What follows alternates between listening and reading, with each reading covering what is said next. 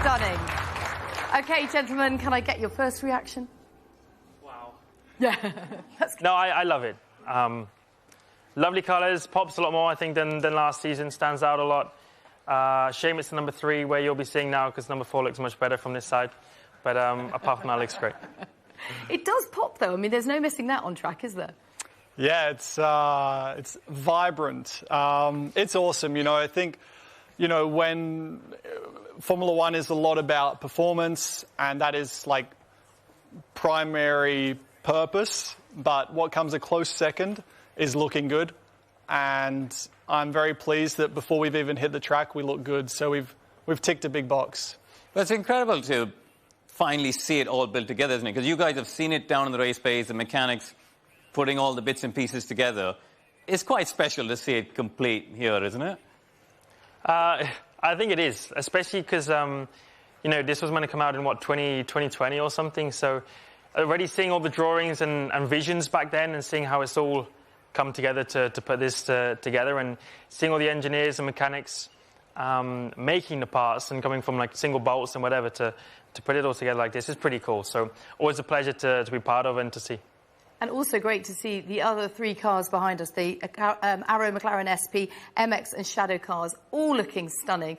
And a little nod to its green credentials there with the blue being a slightly different colour to your blue. Did you notice that? It is. Like that? Well, I mean, the livery looks fantastic, doesn't it? Across all the cars. There was Floro Papaya, the new colour. There you go. Thank you very much. Now. But yeah, it does look fantastic. OK. Thank you, chaps, for now. I think we should have another round of applause for the car, for the drivers, for everyone. It's absolutely gorgeous. Now, we know that the 2022 does bring with it a whole raft of changes to the regulations, which has led to the design of this incredible car that Lando and Daniel will be racing this season. And now that we've seen it in the flesh, let's go behind the scenes with Technical Director James Key, Operations Director Piers Thin and Racing Director Andrea Stella to understand what it takes to design and build a car from scratch. So we sent Karun in to find a little bit more about it. The 2022 Formula One rules represents the biggest change to the chassis regulations in 40 years. And therefore I thought it would be a good idea to find 3 of the technical minds here at McLaren to try and talk me through some of the challenges ahead. James, has there been any carryover at all from 2021 into the new car? Not really. I mean, it is a blank sheet of paper, and I think there are sort of some smaller areas under the skin where things like sort of certain aspects of fuel system design or hydraulics design, that sort of thing, which can still package within the spaces we've got of a 22 car. But the vast majority of it is new. I think the only thing we've really been able to carry over is our knowledge of how to design a Formula One car, and the methodologies and the sort of the beliefs and what makes a quick car and what doesn't. It's always complex in a winter build, and the culmination of the regulations and the quantity all coming together has made it a pretty tough winter.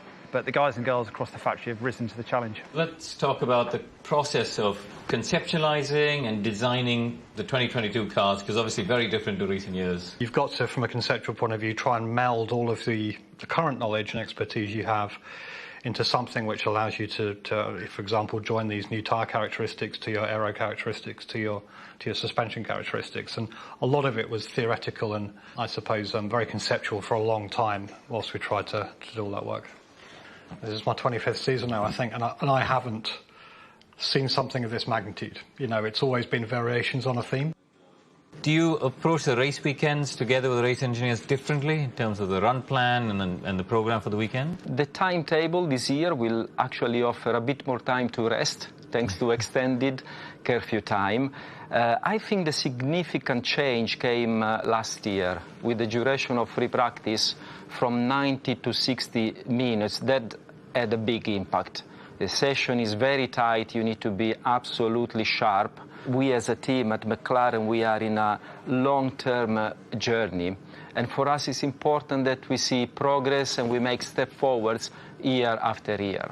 So coming to this year specifically, I'm very encouraged with the level of and the quality of design and simulation that I've seen. But now we are ready to make the next step, which is correlation. We have made large investments in terms of a new wind tunnel, in terms of a new simulator. We've now gone back to ground effects for the first time since 1982. Do you see that being the real big differentiator between the teams and the path of development? I think it's the enablers to get the floor to really tug hard with the ground effect. So it will be visible things, front wing is very restricted, but there's subtleties in there which can be changed and developed, etc. It will be an aero race as always. So last year we had 3 days of testing.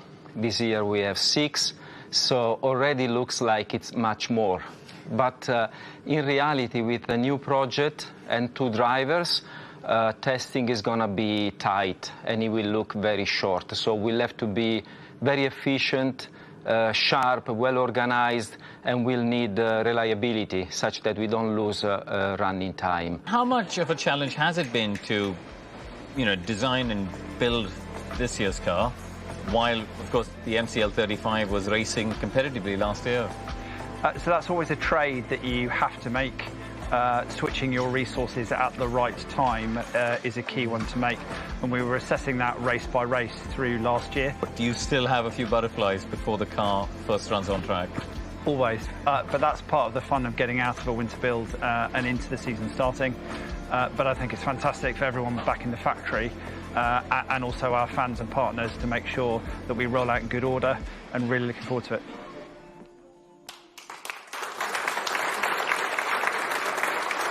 Great stuff, Karun. I really enjoyed that. It is